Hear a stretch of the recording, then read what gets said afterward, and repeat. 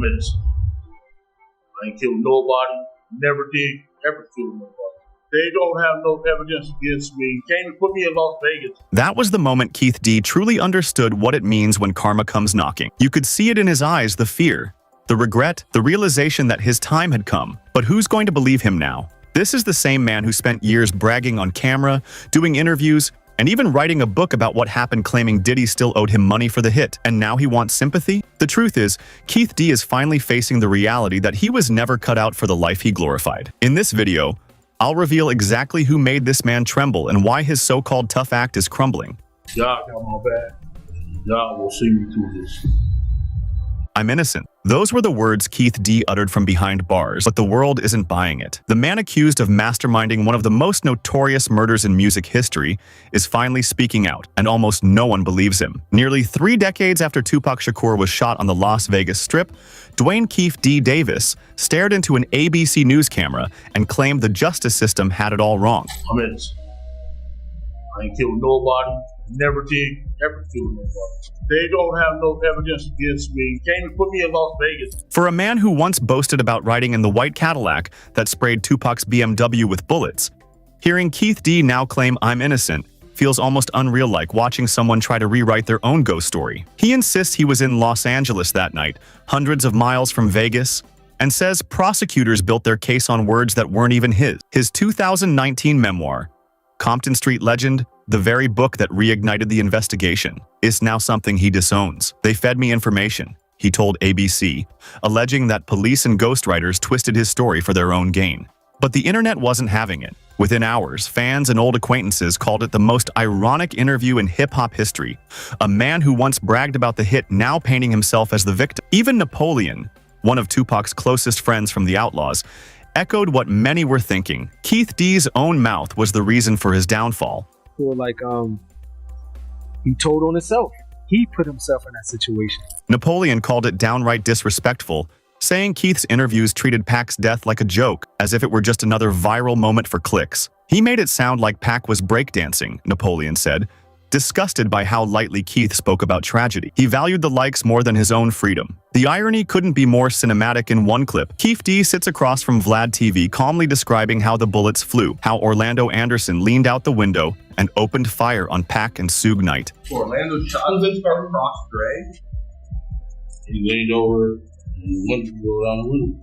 Now, from behind bars, that same man tells a completely different story, claiming he was never there at all. It's a dizzying swing between guilt and denial. In 2019, he was promoting books about the murder. By 2025, he's pleading with the world to believe he was framed. His latest claim? He wasn't even in Las Vegas that night, he was in Compton. Keith D now points the finger at Reggie Wright Jr., a former Compton police officer and death row security chief, long tied to conspiracy theories surrounding both Tupac and Biggie's murders. Keith insists Wright orchestrated everything, but Wright has flatly denied any involvement. For investigators, the timing of Keith's sudden U-turn couldn't be worse. He's staring down a 2026 trial and already serving a 16 to 40-month sentence for a violent jailhouse fight that's earned him a reputation as a problem inmate. Sources inside Clark County Detention Center say he's living in fear, afraid that his old crew, the Southside Compton Crips he once represented, might turn on him. The rumors exploded after Napoleon said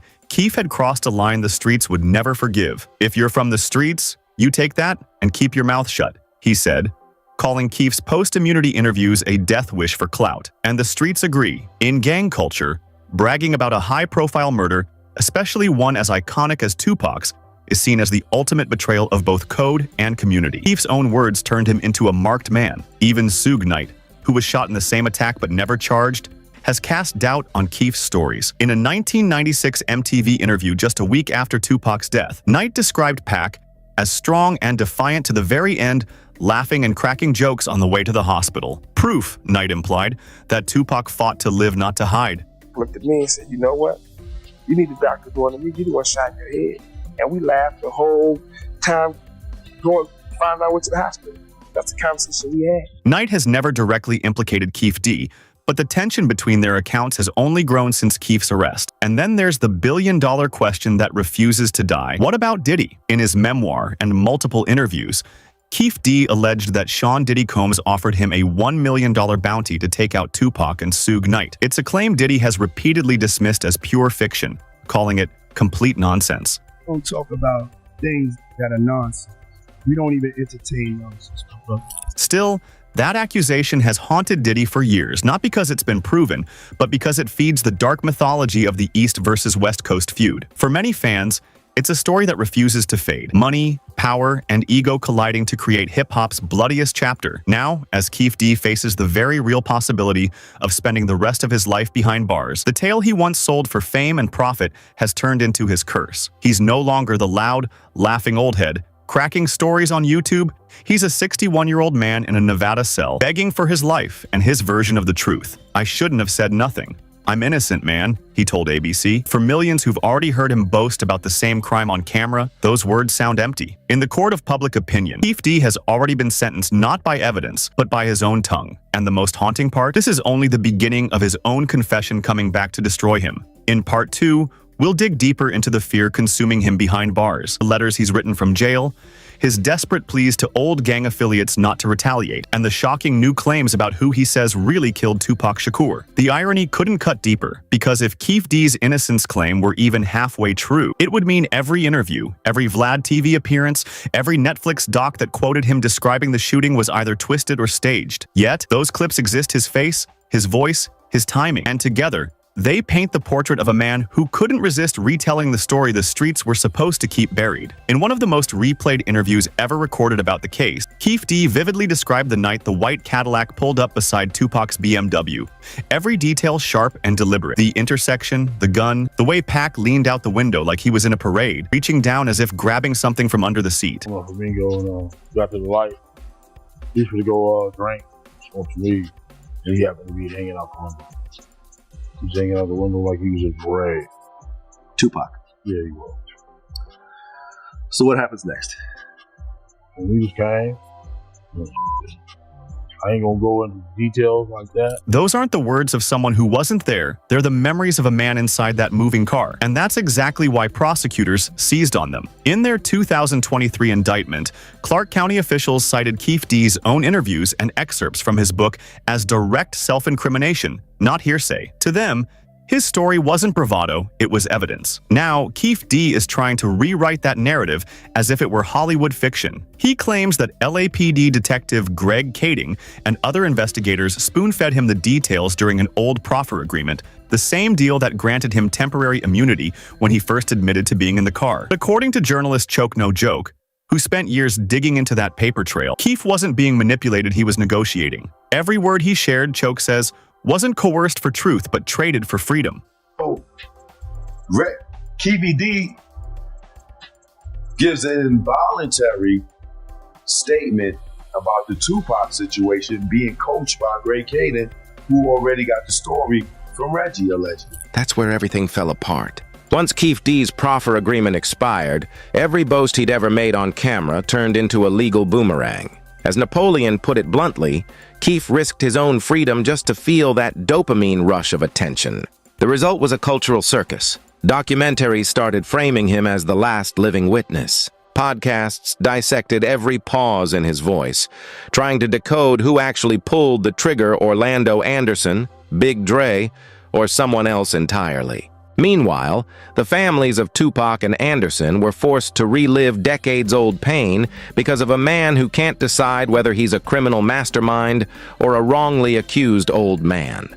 Even Suge Knight, speaking from his own prison cell, has mocked Keefe's contradictions, saying people who weren't even there are now rewriting history.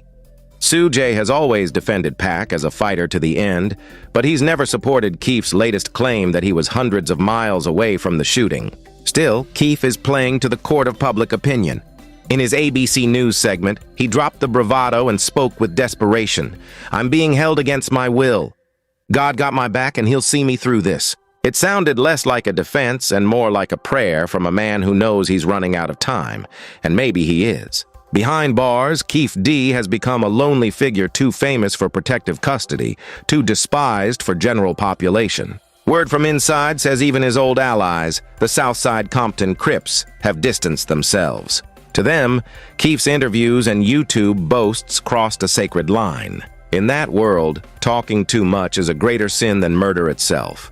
What makes the whole saga even darker is how the same names keep resurfacing. Reggie Wright Jr., the security chief Keef now accuses, was already at the center of Detective Russell Poole's LAPD corruption theories more than 20 years ago. According to Choke No Joke and other investigators, Wright's role was exaggerated to distract from what they believe was the real motive, that Tupac's killing was personal, not corporate. But after decades of death, silence, and myth-making, the truth drifts like smoke in the Vegas wind, visible for a moment, then gone. What no revisionist story can change is this: Tupac Shakur was only 25 when those bullets hit. 6 days later, he died in a hospital room with his mother by his side. For the first time in hip-hop history, a generation understood that its heroes weren't immortal, they were targets. That's why this trial matters, not because it will solve the mystery. It won't, but because it forces hip-hop to confront how its own legends turned tragedy into entertainment. Keef D once sold his version of... Supposed to be out there enjoying my twilight. God, come on back. God will see me through this.